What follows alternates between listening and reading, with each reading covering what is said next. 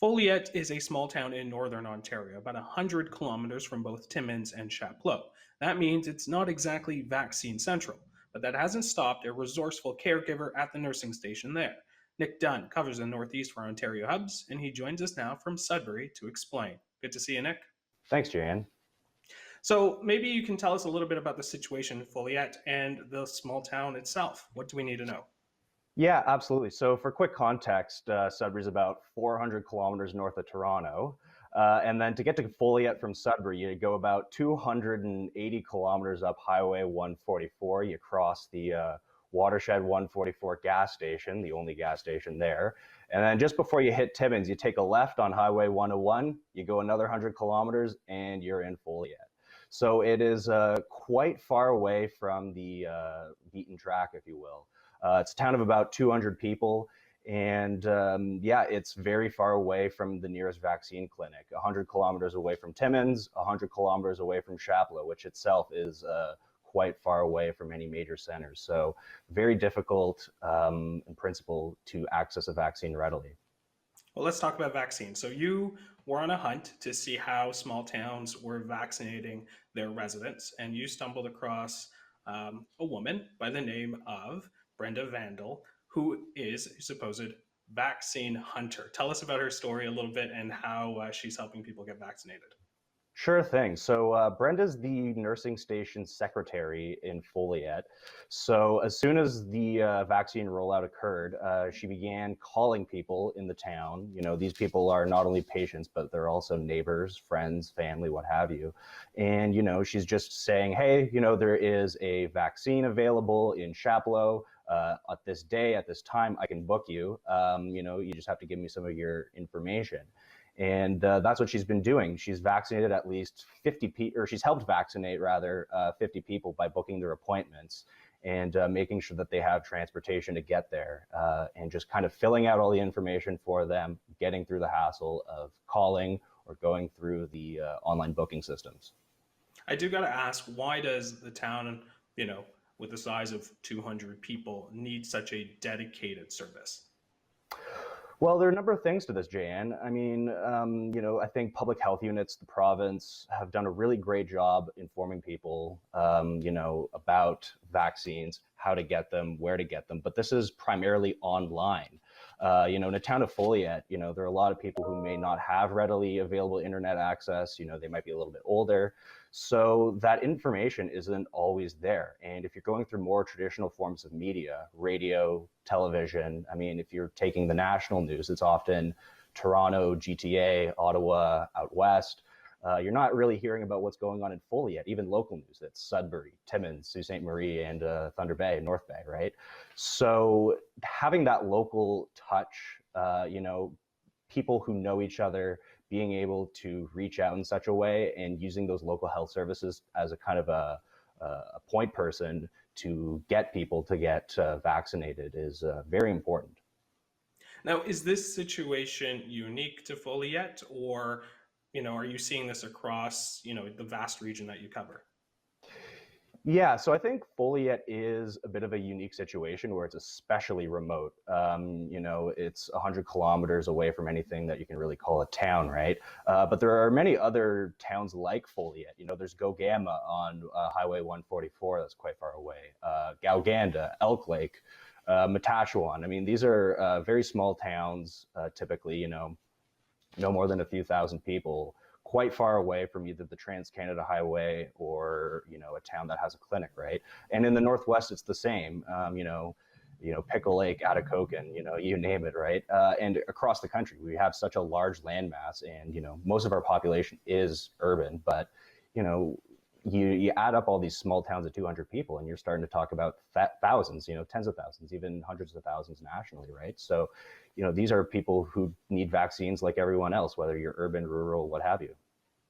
Now, there's a difference from needing vaccines and actually getting the vaccines. Are there challenges for these nursing stations in getting the vaccines actually to them?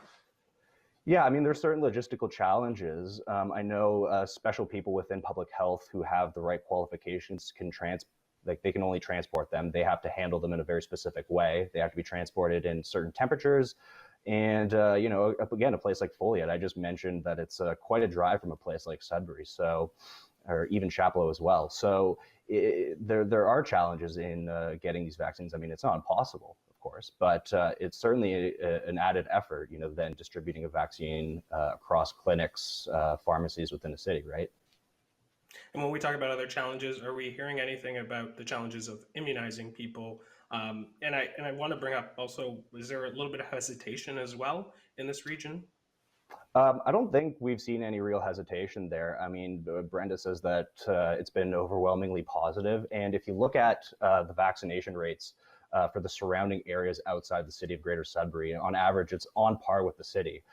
So they've been really successful at vaccinating people and getting that access to vaccines by having those kind of local connections. They've been using local implementation committees. So they're taking, the family health team, the clinics, the pharmacies, even the municipalities themselves, and saying, where can we put these clinics? What is the best throughput for these areas, and how can we serve people? And having those people engaged and involved, they can also reach out to their local, patients, constituents, communities, right?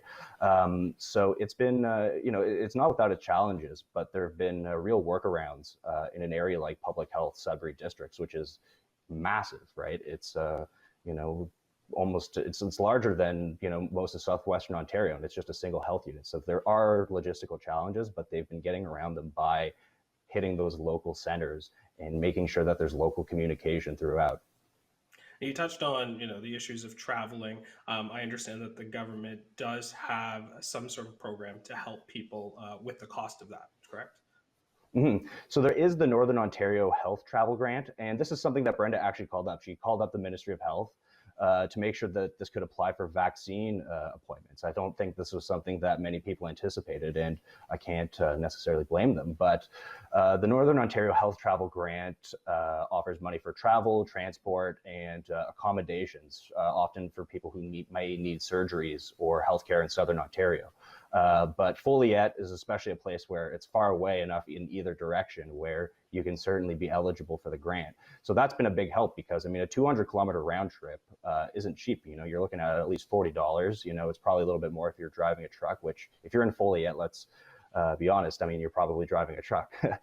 So it is important to make those things accessible. And, cost of transport is a very real thing. This isn't a TTC token we're talking about here, right? Now, apart from Brenda's help, what else can government or public health officials do to sort of help with the vaccine rollout in Northern Ontario? Well, I think generally, making that access to transportation accessible is key. I mean, whether you're in a rural area, remote area, or an urban area, I think that is a common theme throughout, making sure that people are able to efficiently access things without necessarily, having to pull out, a whole lot of money out of their pocket or take up a whole lot of time, right? As far as health units, I think the implementation committees that Public Health Sudbury Districts has used across its regions, from places like the Chapleau area, the Lacluche Foothills, Manitoulin Island, Sudbury East. I mean, this has been a very effective way for them. I mean, on average, again, we've seen a vaccination rate on par with the city of Greater Sudbury. So I think that speaks to the success of getting these local spread out communities to buy in and to have the same access, relatively speaking, as someone in the city. Nick, I want to thank you for this, and we'll see you again on the next one.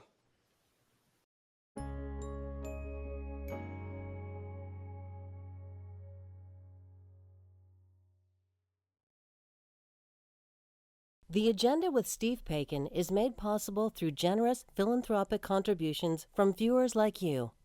Thank you for supporting TVO's journalism.